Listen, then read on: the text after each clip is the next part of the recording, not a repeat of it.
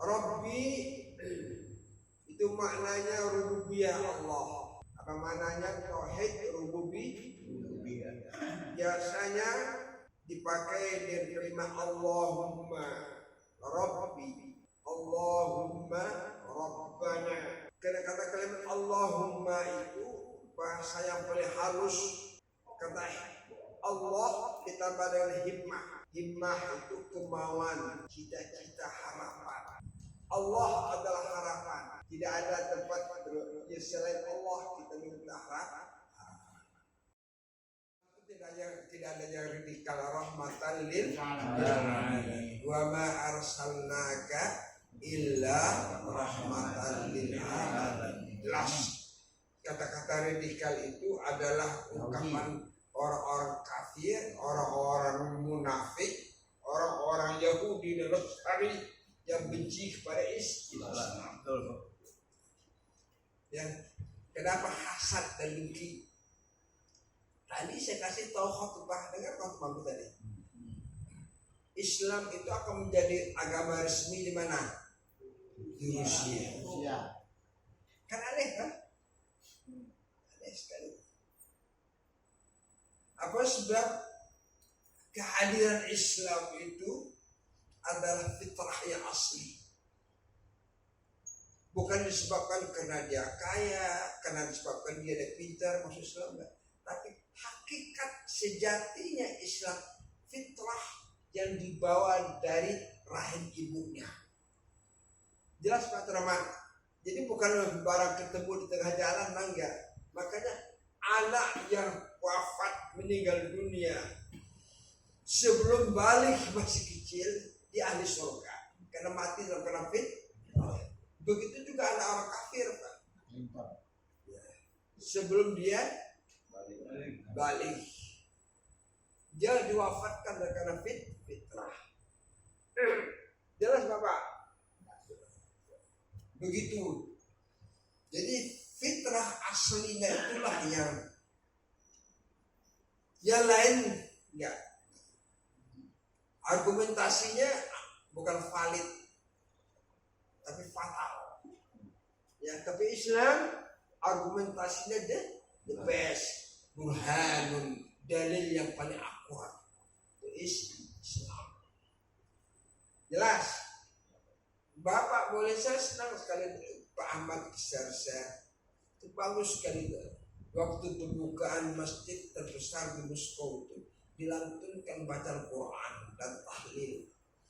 Masya Allah, merinding dengan anak-anak muda lah. Orang-orang Rusia itu kan gagah baca Quran. Apa enggak hebat? Jelas kalau nasib Islam di Rusia di ujung tanduk, nasib Islam di Indonesia di ujung tanduk. Tapi Bapak jangan takut Pak, karena itu rahasia Allah.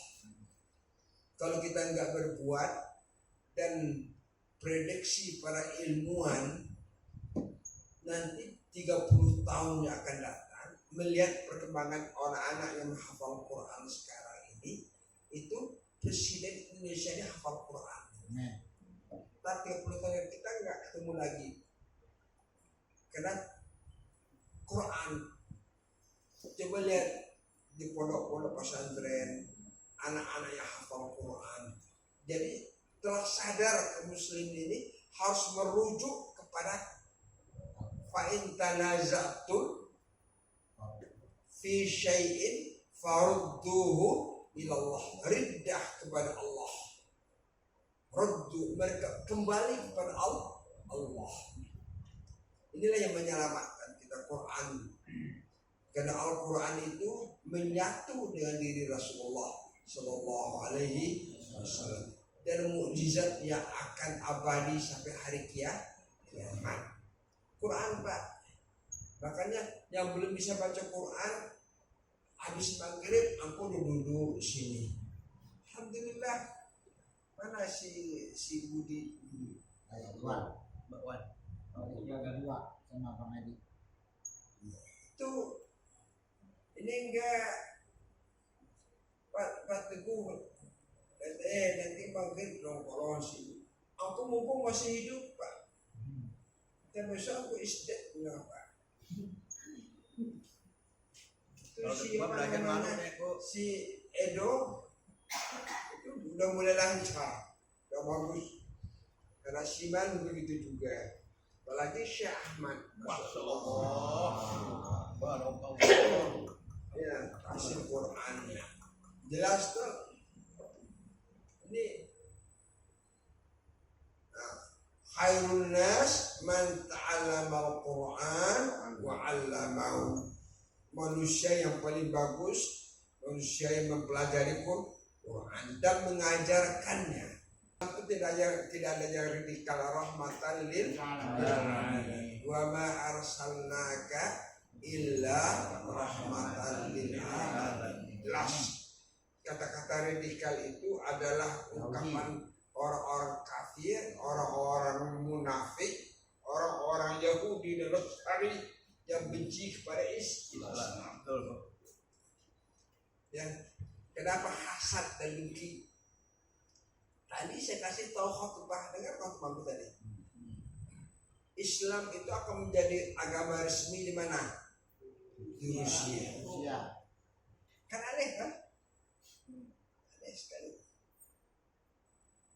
Apa sebab kehadiran Islam itu adalah fitrah yang asli. Bukan disebabkan karena dia kaya, karena disebabkan dia pintar, maksud Islam enggak. Tapi hakikat sejatinya Islam fitrah yang dibawa dari rahim ibunya. Jelas Pak Rahman. Jadi bukan barang ketemu di tengah jalan, enggak. Makanya anak yang wafat meninggal dunia sebelum balik masih kecil, dia ahli surga karena mati dalam keadaan fitrah. Begitu juga anak orang kafir Pak.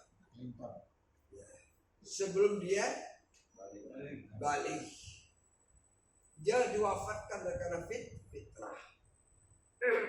Jelas Bapak? Begitu. Jadi fitrah aslinya itulah yang lain enggak. Argumentasinya bukan valid, tapi fatal. Ya, tapi Islam argumentasinya the best, burhanun, dalil yang paling akurat. Itu Islam. Jelas. Bapak boleh, saya senang sekali Pak Ahmad share. Itu bagus sekali. Waktu pembukaan masjid terbesar di Moskow itu dilantunkan bacaan Quran dan tahlil. Masya Allah, merinding dengan anak-anak muda lah. Orang-orang Rusia itu kan gagah baca Quran. Apa enggak hebat? Jelas kalau nasib Islam di Rusia di ujung tanduk, nasib Islam di Indonesia di ujung tanduk. Tapi Bapak jangan takut Pak, karena itu rahasia Allah. Kalau kita nggak berbuat, dan prediksi para ilmuwan nanti 30 tahun yang akan datang, melihat perkembangan anak-anak yang menghafal Quran sekarang ini, itu presiden Indonesia ini hafal Quran. Tapi 30 tahun kita nggak ketemu lagi, karena Quran. Coba lihat di pondok-pondok pesantren, anak-anak yang hafal Quran. Jadi telah sadar kaum muslimin ini harus merujuk kepada fa'in tanaza'tum fi syai'in farudduhu ilallah. Riddah kepada Allah. Ruddu, mereka kembali kepada Allah. Inilah yang menyelamatkan kita, Quran. Karena Al-Quran itu menyatu dengan diri Rasulullah Sallallahu Alaihi Wasallam, dan mukjizat yang akan abadi sampai hari kiamat. Quran Pak. Makanya yang belum bisa baca Quran, habis maghrib aku duduk di sini. Alhamdulillah. Mana si Budi? Mbak Wan. Jaga dua sama Bang Edi. Itu ini enggak Pak Teguh, nanti maghrib nongkrong sini. Aku mumpung masih hidup Pak. Dan besok aku istirahat mengapa? Terus si Edo itu udah mulai lancar, udah bagus. Karena Siman begitu juga. Apalagi Syekh Ahmad. Masya Allah. Ya, hasil Qurannya. Jelas tuh. Ini khairun nas man ta'allama al-Quran wa 'allamahu. Manusia yang paling bagus, manusia yang mempelajari Quran dan mengajarkannya. Sudah? Jadi inilah alasan bahwa sholat Ibrahimiyah yang kita ucapkan di dalam sholat itu, ya dasarnya, ya sholat itu diminta sendiri oleh Nabi Allah Ibrahim supaya dirinya, jati dirinya dijadikan orang yang menegakkan sholat. Ya sebab boleh jadi kita minta ya Allah wafatkan aku dalam sholat. Itu kita minta Pak. Ya. Meminta enggak? Ada hisab, ada ru'yah. Kalau Ramadan kan, kalau ru'yah melihat kan. Saya dihitungan tuh. Kata hilal tadi bulan muda. Kalau ru'yah, kalau hisab menghitung. Mana dulu hisab kalau ru'yah? Hisab dulu ya, baru hisab ru'yah. Menghitung duluan, baru ru'yah. Jelas? Bukan dihisabkan ku ya. Jadi hisab itu duluan baru ru'yah. Dah, kamu itu Pak, hisab yang pertama kali dihisab apa? Sholat. Tapi hisab yang pertama kali yang harus dipertanggungjawab apa? Darahnya manusia, terbunuhnya anak Adam. Jadi nyawa, maka nyawa itu harga yang paling tinggi. Gak boleh kita, yang berhak menghidupkan, mematikan itu adalah Allah. Alladzi khalaqal mauta wal hayata. Ya, jelas dong, gak boleh. Masya Allah, nyawa manusia akan dituntut. Yang dituntut pertama kali, kok kenapa kamu bunuh adik kamu? Kamu dia salah? Hah?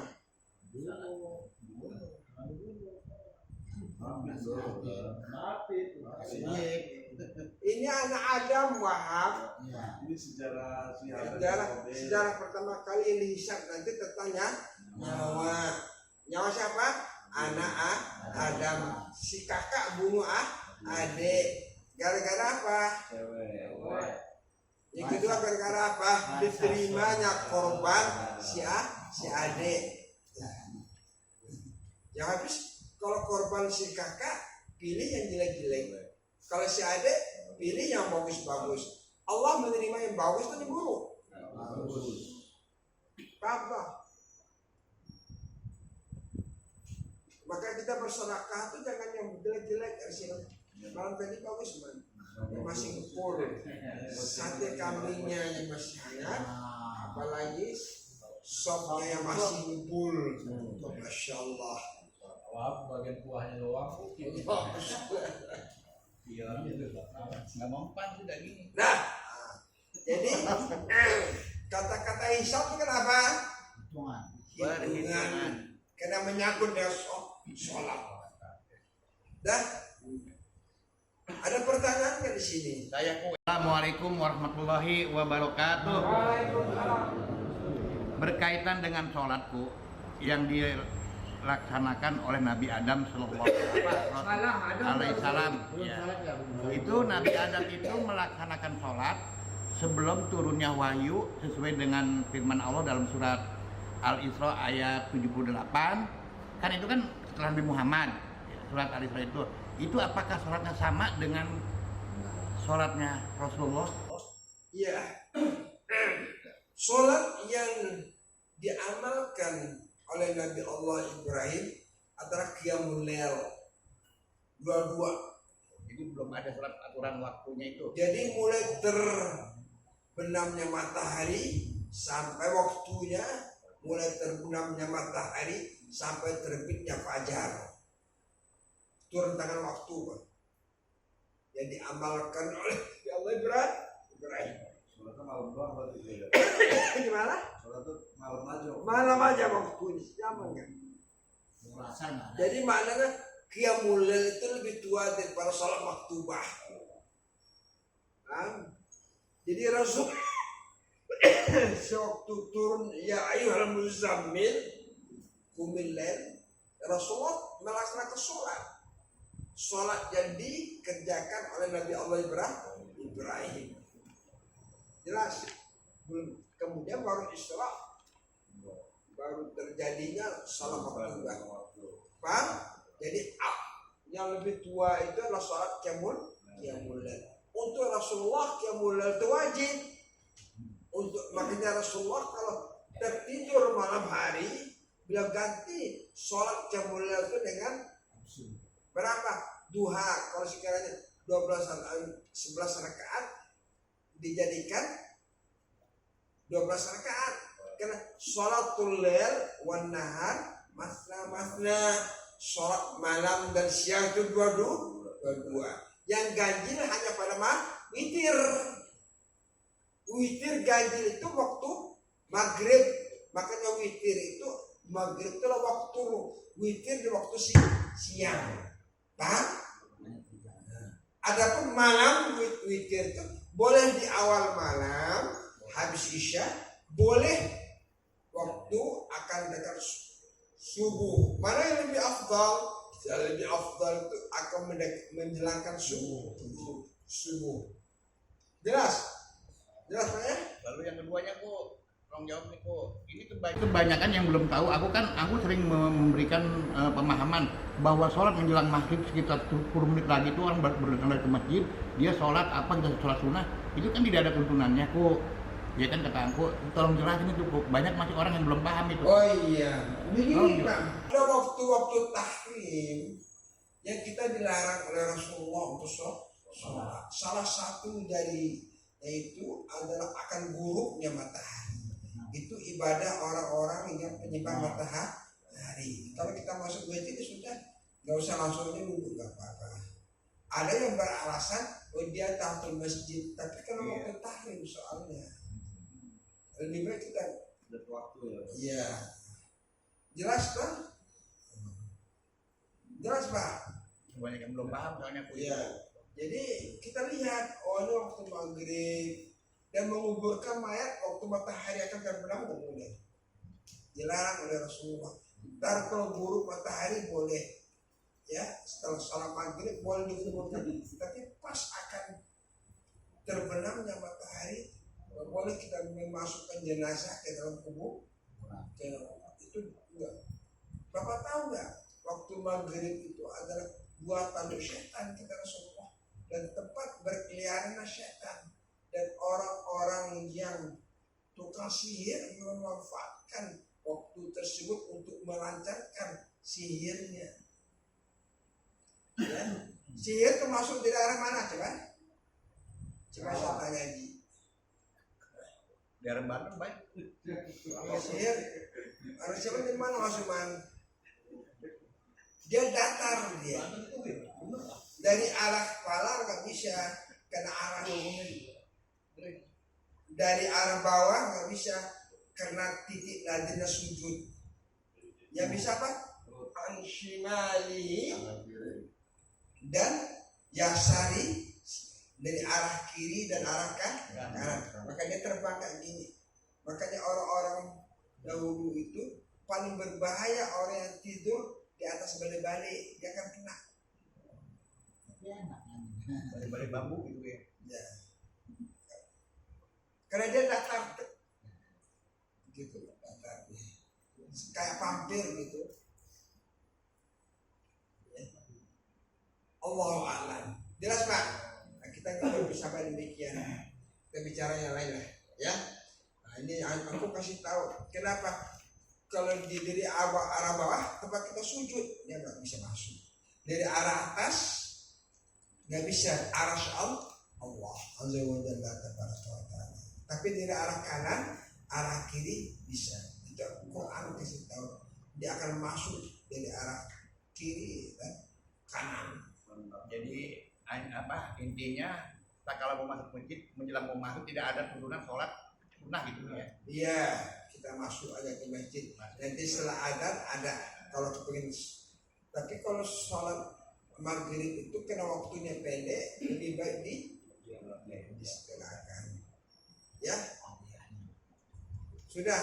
Nah, ada dasarnya sholat sunnah maghrib 2 rakaat itu gaya muakkad. Karena waktunya pendek. Itu masya Allah Bapak Rahman. Kalau kajian-kajian fikih itu untuk memberi kemudahan bagi kita.